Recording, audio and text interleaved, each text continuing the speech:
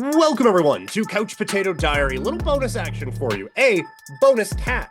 As the intro was playing, she started meowing and walked up. So we get a Bailey sighting for another show here. But yes, this was it was supposed to be Football Friday. And then the weekend craziness was what it was. And so it's a Football Friday on a Monday. We're gonna get to all of the things that I wanted to talk about on the Friday show. We're just going to do that here right now. So that is what's coming up. We're going to do some NFL season preview, some NFL fantasy preview, and we're going to close with a mock draft for this bonus football episode for you guys today. So let's get into it. All right. So let's bounce into the NFL season preview, looking at overvalued teams for the NFL this season. And this was honestly a bit of a more difficult list than I thought it was going to be. So let's work through it. At number 5, I have the LA Rams. I just think when you look at losing Aaron Donald, relying on the health of Matthew Stafford, who is getting up there, of Cooper Kupp, who is getting up there and has been injured before, when you're relying on young players to in Puka Nakua's case, keep up record paces, and Kyron Williams to keep up a breakout year from a year before. I just feel like when you are looking at a team at 8.5 wins, you are looking at best case scenario from this for this season. And so that's why I think that the LA Rams are one of the more overvalued teams in the NFL this season. Coming in at number 4, it is the Chicago Bears at 9.5 wins. I think this is a wildly improved team from a season ago. I think that they have really, well, maybe I shouldn't even say that they have added in the passing game quite a bit. They are looking to improve on the defense for sure, and I do think that they started to do that a little bit last year. But I also think that this was a team, like the big move obviously is Caleb Williams over Justin Fields. I don't think Justin Fields played all that bad last year, and they still only got to 7 wins. And so I think that there is maybe a little bit more improvement being assumed than at the quarterback spot than is actually realistic. And so I think Caleb Williams could have a great season, and you could feel really good about things, and this team could still go 7-10. But it'll still feel like a step in the right direction out in Chicago. At working our way up in the 3 spot, we have the New York Jets. Again, my entire basis on this is I don't think Aaron Rodgers is that good. And I get they did not have good quarterback play last year, but I thought Aaron Rodgers was kind of more on the cooked side going into last year anyway. And so now coming off of a very debilitating injury and trying to get everything sorted around that, and a year older and everything like that, I just don't see it. And I understand the rest of this roster is really good. I just don't see that that this Jets team is going to take that step here this year. I'm more out on the coach than I thought I was going to be. And I'm way more out on Aaron Rodgers than I think everyone else is. So that's why I think this team still goes under this number. Sticking in that division. Sorry. Sticking in that division, the Buffalo Bills, as they come in at 10.5. You look at the injury that they have to Milano on that defense. They obviously lose Stephon Diggs and don't replace him with anyone. Sean McDermott, it felt like he kind of lost that team last year anyway, and like with the leaks about the 9/11 stuff and all of that. And so I just feel like it is all kind of compounding for this to be a down year for the Buffalo Bills. Maybe even still a playoff team. Like we hit this one if they get 10 and go 10-7 and make the playoffs. That could still win this division. But I just feel like it's just like hit after hit after hit after hit piling up on this Buffalo Bills team. And then the most overvalued team, I think, the San Francisco 49ers. They got everything going their way last year. And now you look at the Brandon Ayuk situation, which looks like it's going to carry over into the regular season. You have like just a ton of injury luck last year, and now Christian McCaffrey is feeling a little bit banged up. Ow. All right. Well, apparently she disagrees with my San Francisco 49ers one. For Those of you who don't know, my cat started to slip there. For those of you listening, sorry, my cat started to slip there and then panicked and nipped my face.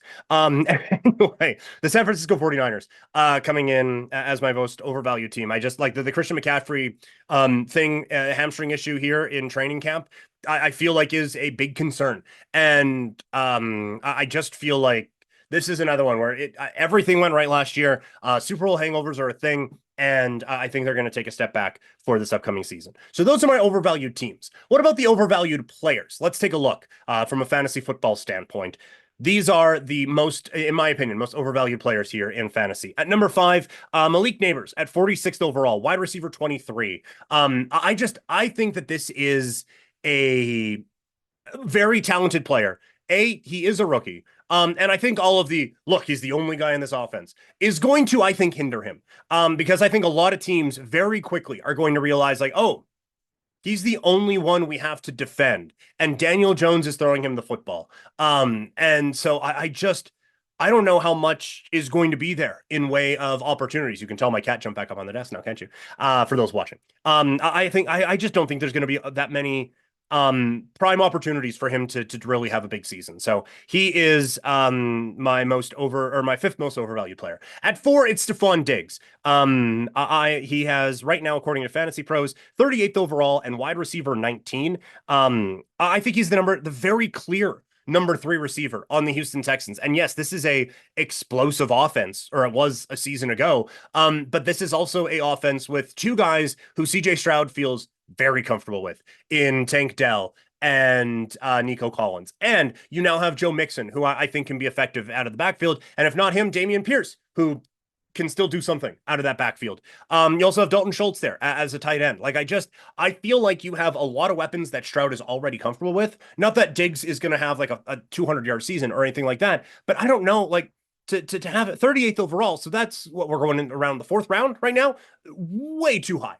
Like wide receiver 2, I guess it's all right. Like wide receiver 19, so he is going as a wide receiver 2 fringe flex. So maybe overvalued is a bit of an overstatement, but I feel like this is a guy who should be way further back in drafts right now than he is. At 3, it's Rachaad White, 32nd overall, RB 13. I think a lot of people are very excited that he is one of the few backs in the league that just has the backfield on lockdown and feels comfortable being able to just roll with that.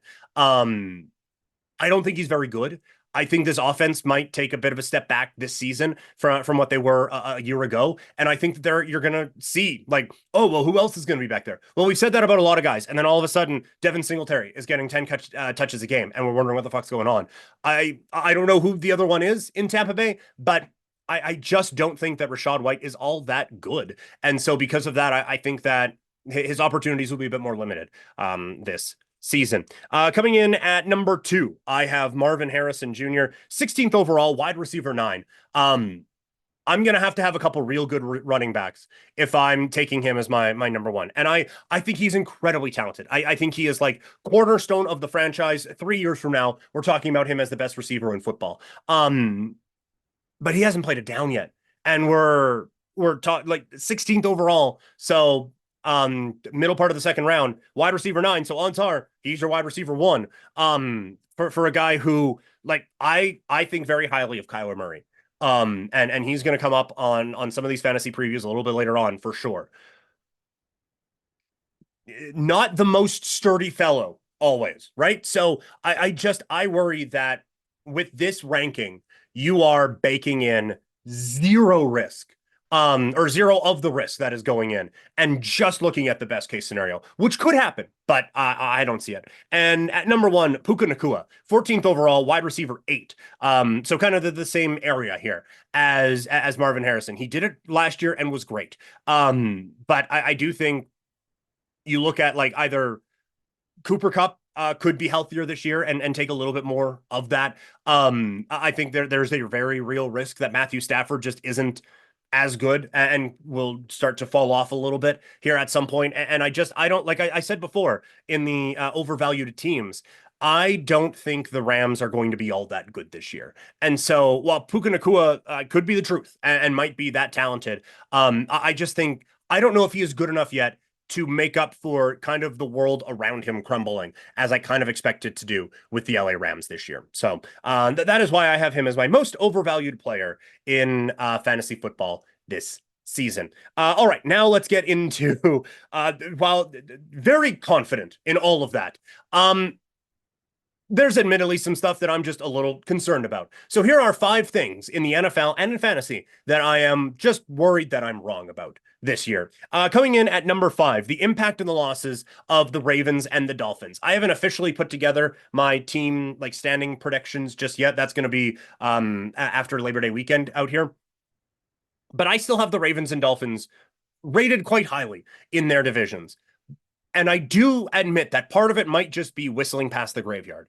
But with the Ravens, it's Lamar and it's the institutional knowledge they have out there in Baltimore that I think that this can still be a well-managed, well-put-together football team. And on the Dolphins, I think that there is maybe a little bit too much to a hate. I understand that this team has a tough schedule and they did not do well against tough schedules a year ago. But I think McDaniel is a very smart coach, and I think they have a ton of weapons around there. And I think defensively they did lose a little bit, but like Wilkins, I think very highly of. By the way, we have a new Raider podcast coming out. We'll get to that in a bit. But Christian Wilkins leaving, that hurts. Replacing with Calais Campbell softens the blow a touch. They got really banged up on defense in the last part of the season, and I think that is where the wheels started to fall off for Miami last year, was all the injuries they had on the defensive side of the football. And so that is why I think, yes, they lost some pieces, but I do think that they've replaced them well and now have some replacements coming back from injury. That's going to kind of offset it a little bit. But all of that to say, Baltimore loses Patrick Queen on defense. I said that's the biggest free agent move of the offseason, going to the Pittsburgh Steelers. That stings. And they lost a bit on the offensive line and lost their defensive coordinator. So like those losses could be just insurmountable. And in Miami, like I said, like maybe Calais Campbell is just done and Christian Wilkins isn't all that great. And they lost on the offensive line, and Tua is the best in the league at getting the ball out very, very quickly, but teams are going to recognize that. And do they adjust to it? And so I could just be totally off on both of them, and I'm really worried about that. At 4, it's the fall off of the Rams. If you are listening to this show in full, you will know that I am rather down on the LA Rams this year. But Sean McVay is a very good coach. And if everyone is healthy, this is still a really talented football team. I do think the defense lost too much to overcome, but we have seen players come out of nowhere all the time and make some surprises. And so, like, for a couple of different predictions I have for this upcoming season, I kind of need the Rams to not be good. And that I could just be absolutely wrong on that, and I'm worried about it. At 3, it is the impact of Sam Darnold on Justin Jefferson. In the mock drafts, and we're doing another one here in a little bit on the full episode, I have been avoiding Justin Jefferson rather aggressively, I would say. And I just don't think Sam Darnold, who has been a below average quarterback almost every second he's been out on an NFL field. And I was a Sam Darnold believer for longer than most. But I just think that this offense is going to take a hit this year. And also they're going to have a better running game. Like Aaron Jones, I think, is going to take up some of the opportunities in this whole thing as well. And so Justin Jefferson, I still think he's the most talented receiver in the league, but I just think Sam Darnold is going to be the opposite of the rising tide that raises all ships. He is going to be the dried up tide that crashes the ship. That being said, Justin Jefferson is just awesome. And Sam Darnold at least can be competent at times. And so maybe I am overvaluing the quarterback position and how much that affects Justin Jefferson. Although we did just see that last year, but I do think Darnold is better than everyone they had playing a quarterback a year ago. So I could very well be wrong on that and be making some real mistakes in the first rounds of some of these drafts. At 2, the reliance of the Jets on Aaron Rodgers. I said in the overvalued teams portion, I think Aaron Rodgers is cooked.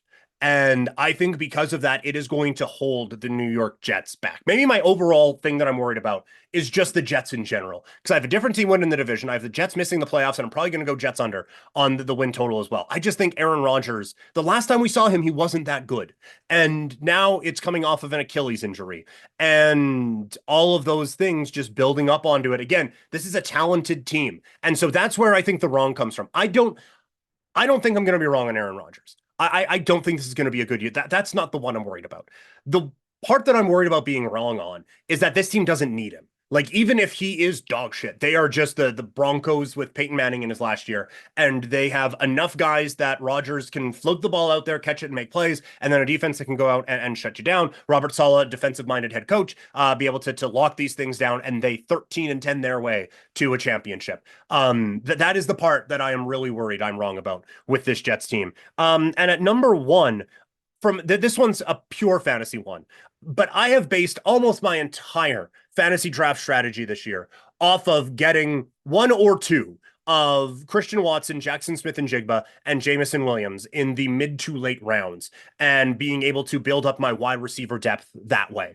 And if I'm off on them, that sets back my fantasy season, probably irreparably, quite frankly, because of how I'm banking on using things in the beginning part of my rounds, and what I am then hoping for after them in these drafts. But those are the guys that I'm like, I need to get a couple of them. And like Christian Watson, it's the opposite of well, who else are they going to throw to? They have everyone to throw to. And I think Watson's the best of them. And I think that will shine through eventually with this team. Jackson Smith and Jigba, I think that offense just sucked last year. I think that they were used very inefficiently. And I think he is going to be a player that is going to be able to elevate here with better play calling and another just year in the league and getting comfortable. And Jamison Williams, I have said for a while, this kid is so talented.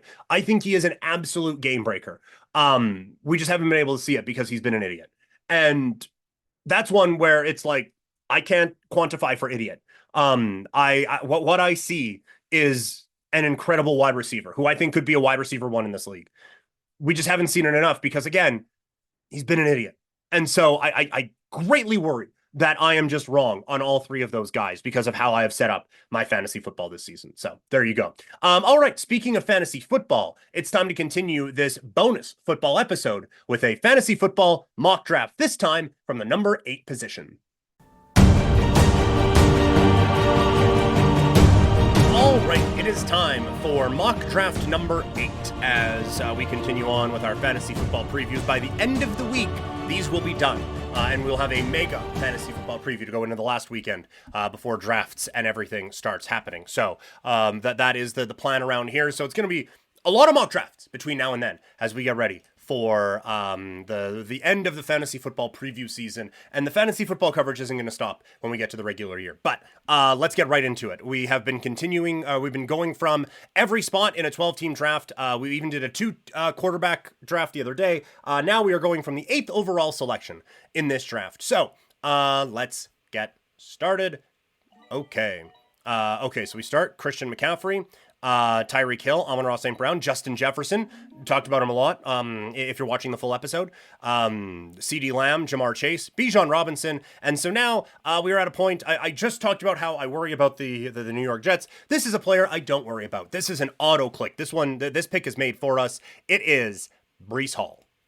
So there we go. Breece goes Jonathan Taylor immediately after us. Then A.J. Brown, Jahmyr Gibbs, Saquon Barkley, Garrett Wilson, Marvin Harrison Jr., Puka Nacua, a couple players that were maybe in our overvalued rankings, Travis Etienne, and then it comes back to us. Again, I worry about where the Rams offense is going to be. Kyren Williams is my RB2. Actually isn't all that bad of a spot here. Drake London, I feel like, is a little high in this position. We tried Josh Allen the other day up here, and we didn't love it. I'm kind of leaning Davante Adams right now, doing some Raider prep because we're launching a Raiders podcast here on the network. And I think Davante Adams, he's either going to be in for a breakout year or a bounce back year, I guess, or the Raiders are going to trade him and he's going to go to a better spot. Either way, I like Davante Adams here. So we're going to go Davante there. Kyren Williams goes right after us. Then it's Derrick Henry. Josh Allen does go as the first quarterback off the board. Olave was the other one I was kind of debating in that spot. Jacobs and HN kind of close. Then it is Kelsey, Hurts, Evans, Ayuk, Pacheco, Laporta, and now it comes back around to us. Patrick Mahomes is available. After that, it's Nico Collins, Jalen Waddle, Lamar Jackson, Rashad White, DJ Moore. I meant to, for those watching, I keep forgetting to pop that one up. All right, there's a couple running backs that I feel okay about that are projected to go after our spot. So I do want to go with another wide receiver here. We haven't really been getting into the Nico Collins world so far. I've been a touch worried about too many mouths to feed, but as the offseason has gone on, I do feel like Nico Collins is just special, man. And so I think he's going to be the guy. As our wide receiver, too, we feel very comfortable with that. Mahomes goes immediately after us. Waddle, Metcalf, Rashad White, DJ Moore. Kenneth Walker was one of the running backs that we felt comfortable with. I think we are getting just an absolute steal of a deal here in getting James Cook in the 4th round. I think he might be, not even might, I think he is the most talented of the weapons that the Buffalo Bills have. So just letting you know who I'm kind of picking him over. Stephon Diggs, Cooper Kupp. If you're in 3 wide receiver league, that's maybe a bit more tempting. Definitely not Diggs, given our Collins selection. But Cooper Kupp could be all right here in the 4th round. Mixon is another one that I really think is going to have a bounce back year this year. Pittman, it's a no for me. I just have too many questions about that offense. I haven't ended up with CJ Stroud on any of these teams yet because there's still quarterbacks after him that I feel comfortable with, and there's still guys in this neighborhood that I really want. So those are the ones that I would kind of debate with, but this one feels no-brainery to me. It is James Cook here on the wraparound in the 4th round. And so now one of the things we're going to start to sneak up on where we want to be taking a quarterback. CJ Stroud does come off the board. The tight ends go on a bit of a run. And so that is a bit of a surprise and honestly brings about a bit of a panic because I do not want to fall into the Ingram Bowers tier this year for redraft anyway. I think Bowers is going to be very interesting with the Raiders, but aside from last year, rookie tight ends don't tend to do that thing all that much. And so Pitts has been the one that I have avoided, I guess, so far. But that's just because he has been going ahead of Kittle. Now that Kittle came off the board, I have no problem going with Kyle Pitts in this spot. So now we have our 2 wide receivers, we have our 2 running backs, we have our tight end. I would greatly appreciate it if there wasn't a big run on quarterbacks here. Anthony Richardson goes, Joe Burrow does not. Kyler Murray is also available in this area.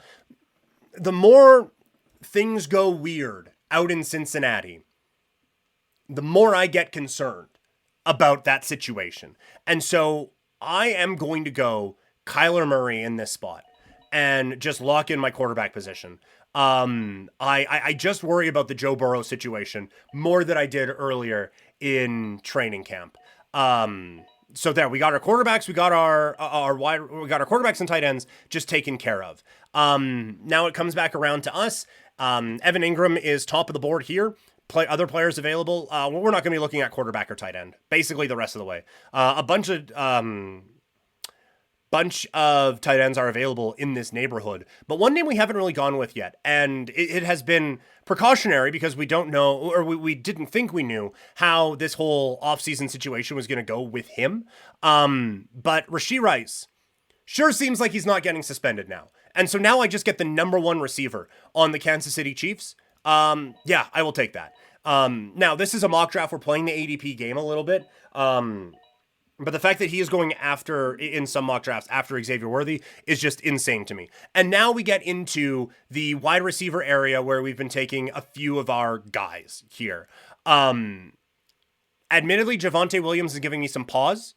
As a running back that I maybe wouldn't mind taking. And when we look at the running back position, it does feel like maybe there is a bit more of a drop. We have been comfortable. And this is why in the things I'm worried about portion of the show, if you're watching the full episode or listening, I guess, to the full episode, when I talk about like why I'm worried, potentially worried I'm wrong about the development of these guys, it is because like I am going to take one of them. And so I'm passing on a guy who I think could be really good this year in Javonte Williams, because I just think these 3 receivers have the potential to be special this year.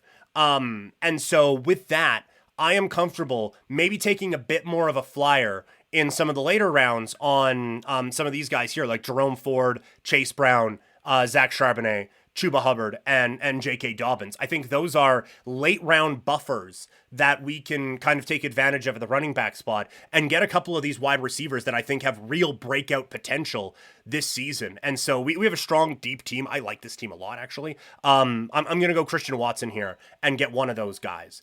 So now we wait to see. The other ones, if you're just tuning into the mock and just this one for the first time, the other ones who I'm hoping for are Jackson Smith and Jigma and Jamison Williams. So JSN does come off of the board there. Brian Thomas is kind of on the fringe of that grouping for me. But the one that doesn't come off the board is Jamison Williams. And I have said before, I just think there is some real special talent in this kid. If he can get it figured out, this is an absolute game changer, I think, this season in fantasy and in real life.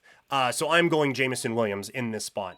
And so now, when it wraps around, we want, again, one perfect world, a couple of Jerome Ford and Chase Brown.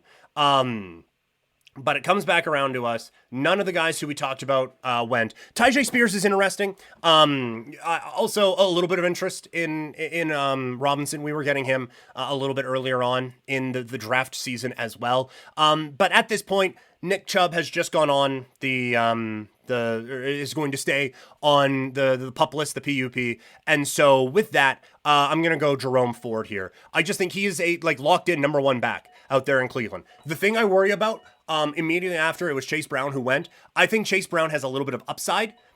I do think Zach Moss being in his way is a bit of a hindrance, but I do like the upside there a little bit.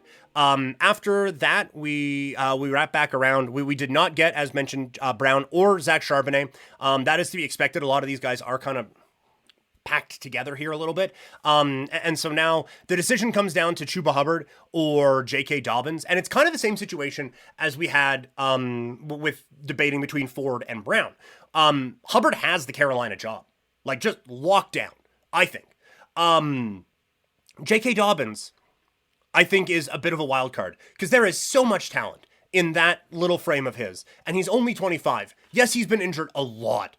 And the guy who was putting on explosive plays for Ohio State probably doesn't exist anymore. But I still think he's talented. And so I think we went a bit safer with Ford. I think we can now go a little bit more home run swingy with J.K. Dobbins here. So that's the pick that we're going to click. Dobbins going there. After that, Chuba Hubbard does go. We're starting to see a run on kickers a little bit, which is a bit of a surprise. And now it comes back around to us. Joshua Palmer in this area is a little bit interesting. As it kind of goes on, it's like, well, he is still the number one wide receiver for the LA Chargers. And maybe you feel a little bit okay about that. And there's another couple players that have kind of popped up in this area that have made me rethink let's get our defense here and get ahead of it. Because I also think Jalen Wright has the opportunity to do something special in this Miami offense, but that's a little bit more injury based, I guess. And so because they are still a little bit too question marky for me, I might go with the defense here, but I think that we can still play the ADP game, and there is a bit of time now between our pick. So if we're just on the wrong end of the defensive run, then I guess we're just on the wrong end of the defensive run. But I will take a bit of a dart throw now with the Joshua Palmer. Jerry Jeudy goes after. I want no part of it. Jalen Wright does go a couple of picks after, so that is a bit of a bummer. Aaron Rodgers off the board, Gabe Davis, and now we see the 49ers defense is off. But even at this point, yeah, only the 49ers defense came off. So I feel all right about that. So we're going to go to defenses, and we are going to go with the New York Jets. There are a few defenses now, as I've kind of got further into the prep for this, that I want to come away with. The Jets are absolutely one of them, so we will take that one. And we still now have a spot for one more player as this kind of wraps back around to us. I took this guy in a keeper league last night.